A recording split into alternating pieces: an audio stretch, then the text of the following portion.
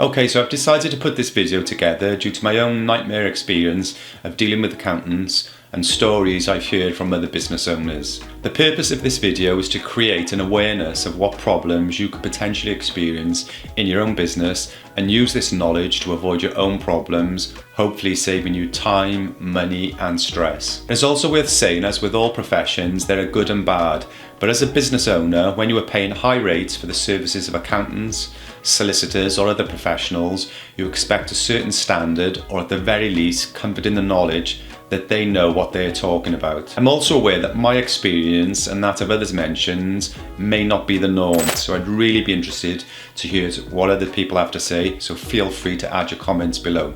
Okay, so first of all, within the UK, when you start in business, you can simply register as self-employed or set up a limited company.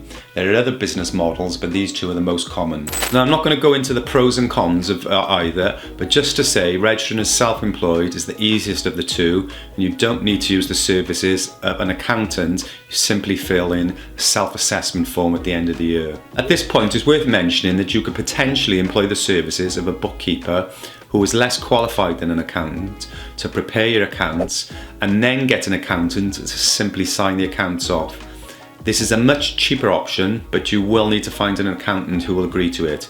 Not all accountants will agree to it, as they can't charge you as much, but it will definitely save you money, so worth asking around. I think it's fair to say when you employ the services of anyone, you expect a certain level of helpfulness or friendliness. The accountants I met with weren't very friendly and almost seemed a little bit condescending. They seemed to be talking as if they were doing me some sort of favour, not the fact that I was potentially bringing business to them. During the conversation, they also started talking as if they had some kind of role in the financial decision making, like a partner or financial director. It all felt quite peculiar really and made me feel uncomfortable, so I made my excuses and left. After this meeting, I spoke to a few other accountancy firms on the phone, but didn't get a great feeling, and I was eventually recommended to a local accountant through a friend of a friend. This accountant seemed far more welcoming and helpful, so I took him on board as my new accountant. The first meeting went well, and he told me what I needed to send him on a regular basis, and it all seemed quite straightforward. One thing, however, he did do before we started was to make sure I signed a disclaimer. It was basically a contract to say that if I lost any money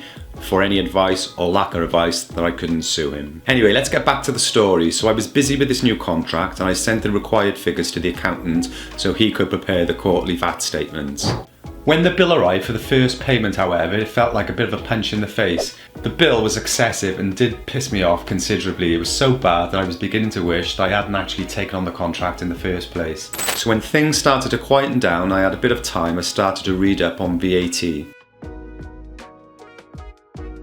Now, one of the things about VAT is that once you start paying VAT, you can also claim VAT back on purchases you've made. The government try and make it sound like they're doing you some type of favour, but it's all a bit of a nonsense. VAT is just like any other form of tax, so once you start paying, you're going to be losing out. However, some companies have more expenses and costs than others, so effectively can claim more VAT back, which seemed to be a bit unfair, as my business costs for outgoing were minimal, so I could claim hardly any VAT back at all. But as I read more, I came across a government scheme which seemed to be designed for companies like mine, called a margin scheme, which basically meant I could potentially pay a significantly reduced amount of VAT, but couldn't claim any VAT back, which seemed fine. Now, let's not forget, at this stage I came across this information from my own research.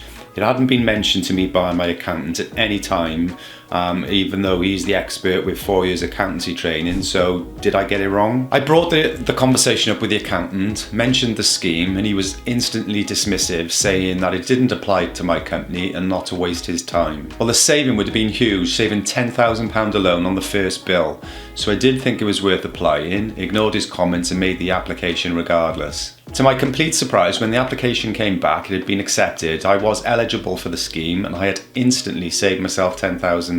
So you can imagine my annoyance at the accountants at this time. He hadn't identified the scheme, and when I did suggest it, he then dismissed it. After resubmitting the paperwork, I read up on how to prepare my own VAT statements and sack the accountant. Preparing the statements was also fairly straightforward. Now, you might think at this stage that it was just a one-off and I had an unlucky experience, but through my experience of many years working with different businesses, this is not as uncommon as you would like to think. Quite a few years ago, I was working with a company who were doing extremely well. They were selling vans online and they'd been one of the first to the market, so the business was very profitable. Millions of pounds in profit, not just turnover. At that time, they had an accountant who had given them advice on payroll, but this advice also turned out to be wrong, except that in this case it meant the company received an unexpected tax bill for over £1 million that had not been accounted for. Now remember the disclaimer the accountant made me sign, because this is quite important to remember. An accountant is only working on your behalf, so if he or she makes any mistakes on submitting your accounts, you'll pay for the mistake and not them. If they are late filing your accounts and you receive a penalty, you pay the penalty, not the accountant. And mistakes like this happen all of the time. As these experiences are not uncommon, it's always worth getting a second or third opinion on financial matters, even if you have a regular accountant. And don't be afraid to do your own research, especially when that research means it could potentially save you a lot of money.